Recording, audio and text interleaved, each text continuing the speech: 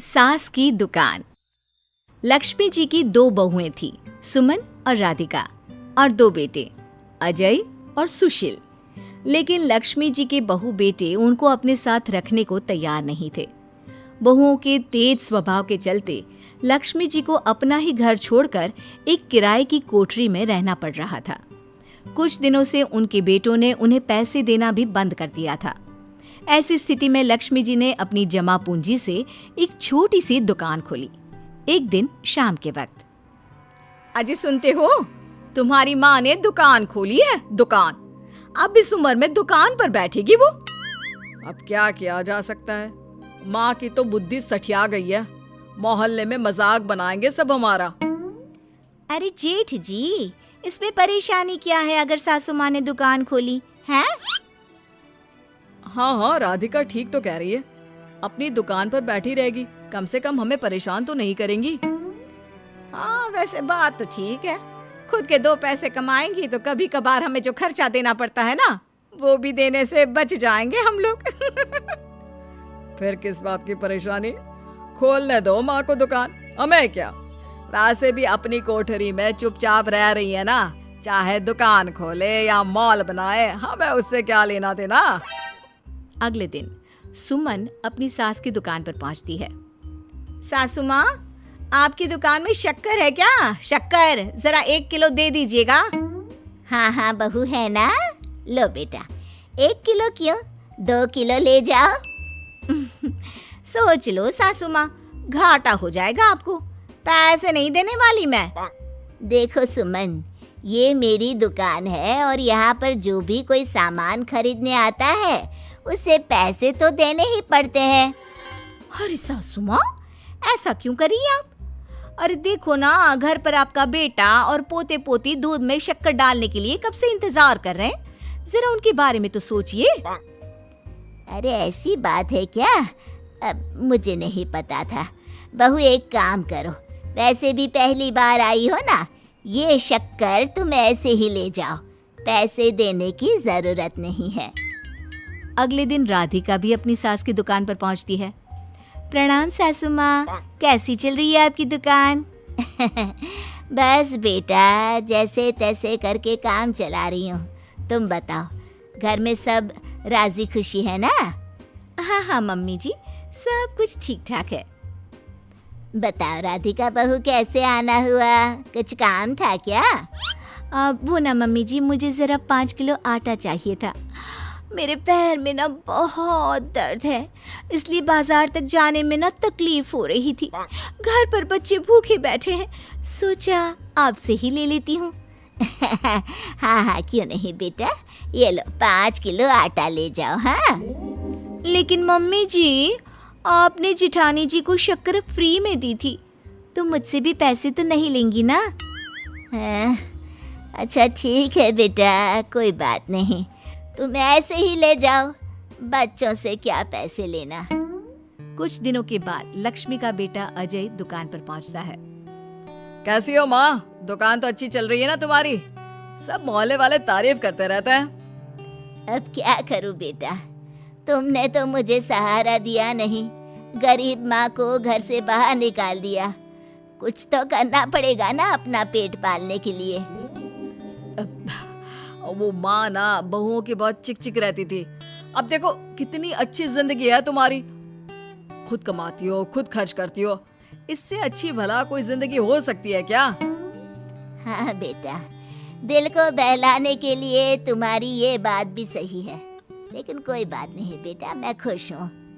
अच्छा माँ, मैं क्या कह रहा था, जरा 500 उधार तो दे देना। कमाल की बात है बेटा, तुम मुझसे पैसे उधार मांग रहे हो? तुम्हारे पास पैसों की क्या कमी है? अरे माँ, इस महीने की तनख्वाह नहीं आई और आप तो अपनी बहू को जानती है ना, उसे शॉपिंग करनी है, जल्दी वापस लौटा दूंगा माँ।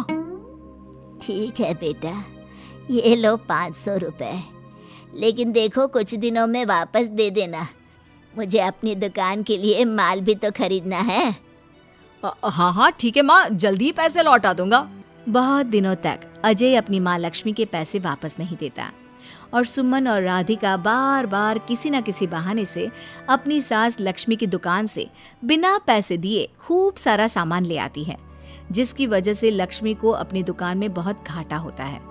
फिर एक दिन जब राधिका सामान लेने के लिए लक्ष्मी की दुकान पर पहुंचती है, सासू माँ, जरा वो 1 किलो दाल तो देना।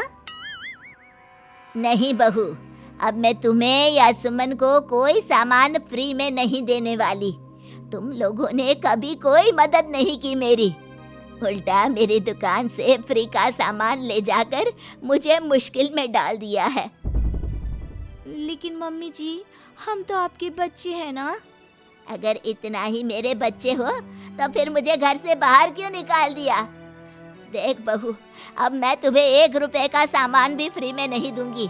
और जाकर सुमन को भी कह देना, आए दिन तुम्हारा पति मुझसे उधार ले जाता है और वापस भी नहीं लौट आता। राधिका गुस्से में घर वापस आती है। घर आने के बाद, क्या हुआ राधिका, बहुत गुस्से में लग रही हो तुम? सासू माँ की दुकान पर गई थी ना? सासू माँ का तो कुछ करना पड़ेगा, जब से ये दुकान खोलकर बैठी है। अक्कड़ तो देखो उनकी। अरे लेकिन हुआ क्या है? होना क्या है, दाल लेने गई थी, मुझे 4 बातें सुनाकर उल्टा भेज दिया, कुछ दिया भी नहीं। ये तो सासू माँ ने ठीक नहीं किया। देखो मेरे पास ना एक बहुत अच्छा प्लान है। कैसा प्लान भाभी? हम अपनी सासू माँ की दुकान में किसी चोर से कहकर चोरी करवा देते हैं और सारा सामान अपने घर मंगवा लेंगे। उसके बाद हमारे पास फ्री में सामान भी आ जाएगा और सासू माँ की अकल भी ठिकाने आ जाएगी। ठीक है भाभी, मैं आपका पूरा साथ दूंगी। आप जल्दी से ये काम करवा दीजिए। और 2 दिनों के बाद सुमन और राधिका एक चोर से मिलकर लक्ष्मी की दुकान में चोरी करवा देते हैं।